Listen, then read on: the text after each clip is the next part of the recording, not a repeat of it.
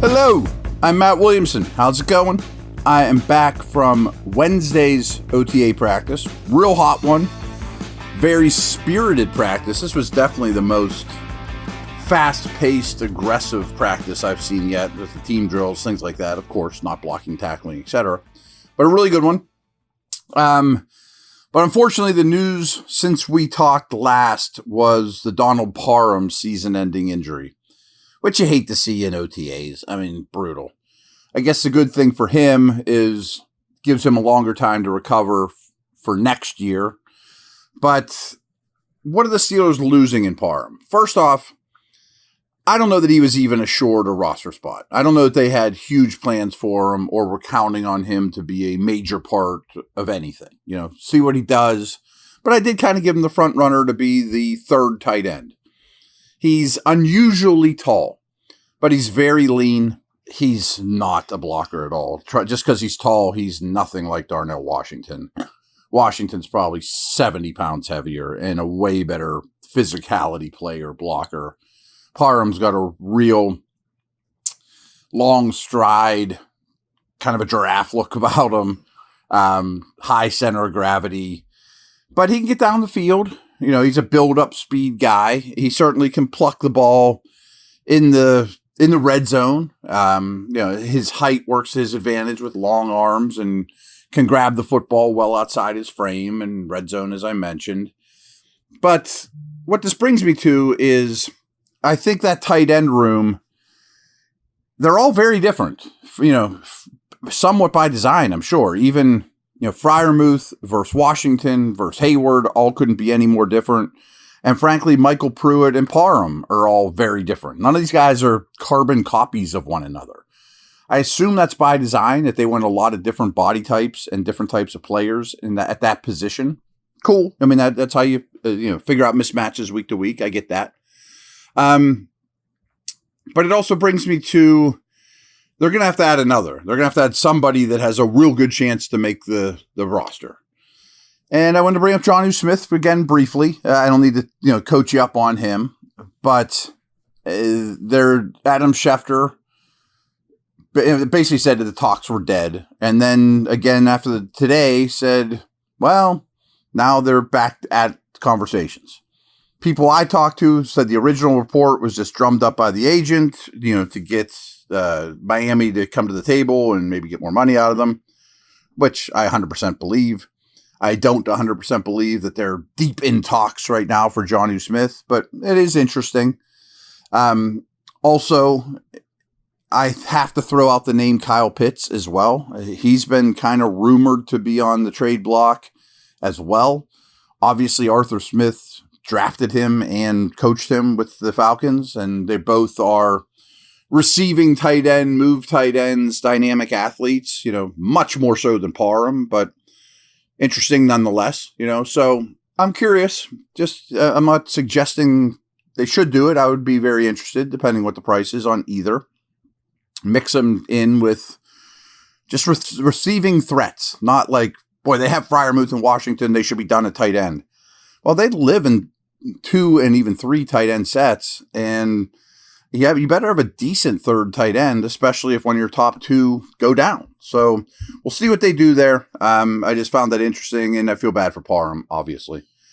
BetOnline is the world's most trusted betting platform and your number one source for all your sports betting action. With the largest selection of odds on everything from the NBA to NHL playoffs to MLB to UFC and boxing, BetOnline has you covered for all your online wagering info. In between games, head over to the BetOnline Casino with all the top Vegas-style games, including poker and live casino. BetOnline, the game starts here.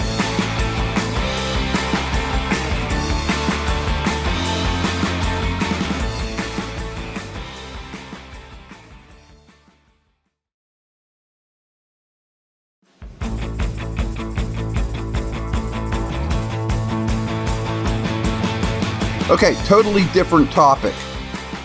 The Steelers, I've told you this before, I'm sure I know you guys aren't breaking down coverages and whatnot, but obviously the Steelers have a very, very high percentage, top of the league type stuff, of middle of the field closed. What that means is safety in the middle of the field as opposed to middle of the field open, a too high shell where the middle of the field is open, So they play a ton with Minkah in center field, which is wonderful. A lot of teams can't do that. A true free safety that covers all that ground allows you to do that. That's great. It's one of the many benefits of Minkah Fitzpatrick, who all of a sudden has become one of the most underrated Steelers. So it's wonderful that they have that luxury, that they can really trust a safety to handle the deep middle, and people still fear him and don't want to attack the middle of the field. Great.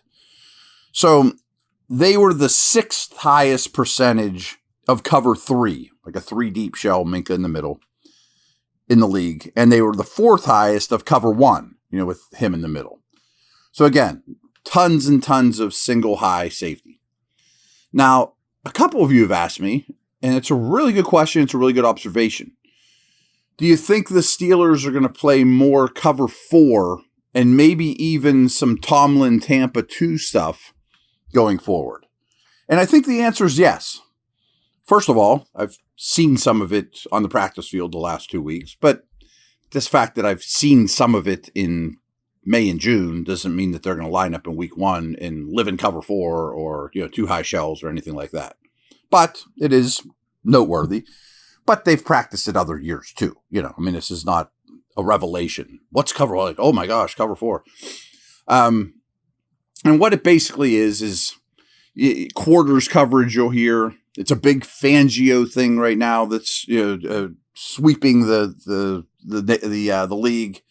Tons more and more cover 4 you're seeing.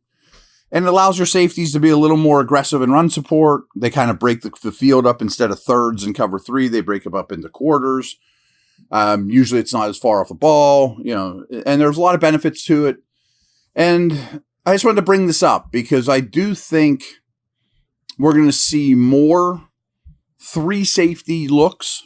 And I think this Thornhill signing is bigger than you think in terms of options for deep coverage stuff. You could have Thornhill and Minkah doing the deep middle with Elliott more of a roamer in the middle, or, more of a strong safety role.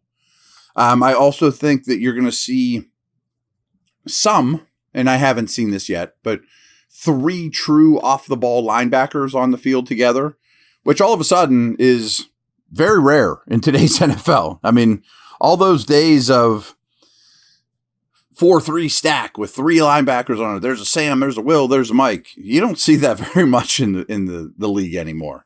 And I do think you'll see Queen, Holcomb, and Wilson on the field together, as you will see Thornhill, Minkah, and Elliott together. Now, it's hard to do both at once because that's 6 of your 11 guys, and you need corners and D linemen. But I do think, I guess the moral of my story, and I'll just wrap it up here, I expect more varied coverage, which I love. I think that has to happen. And I think you'll see more people used on defense.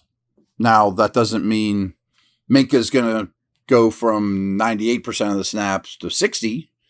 I don't know that he'll ever get a breather anyway. But I do think they'll rotate more bodies. They'll have more defensive personnel groupings that they lean on, and more coverages that they lean on. And again, it's not like they never played cover 4 before. And I did some research, even from 2023 to 2024, their percentage of cover 4 went up a little. Several percent, which over the course of the year is probably 50 snaps or something, whatever that is, whatever it works out to. So it's been trending this way a little bit anyway. But the addition of Thornhill and keeping Holcomb, I think you have to get those guys involved, even if you don't call them starters. And again, the more you can throw out, the more versatile you can be, keep guys fresher. All that stuff is, valuable. So I think these are all good things. Obviously, the Parham injury isn't, but I also don't think it's catastrophic. I'm not sure he would have made the team, to be very honest with you, but who knows? But maybe it opens the door for another move that is fun, which Pitts or Smith would be fun. And I'd love to break them down if it were happen. And I don't think either would be very expensive. All right, that's a wrap for today. I will be at OTAs tomorrow. Maybe we'll mailbag it up tomorrow. And any observations I saw from the week, which kind of told you those anyway, Over and out. Take care.